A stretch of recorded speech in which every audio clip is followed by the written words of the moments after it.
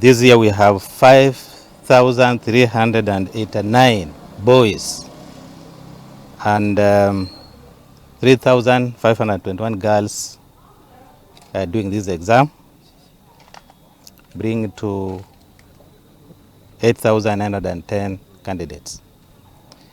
We have had a challenge in Nakuru area. We are expecting the chopper to come and lift the exam and a few officers from Kerio to Nakuru anytime. Others in other places, we expect the examination to begin in good time. Turkana is a security area and the government has brought many officers here to manage security. Some of them have been assigned to carry out examination in the 82 centers we are having.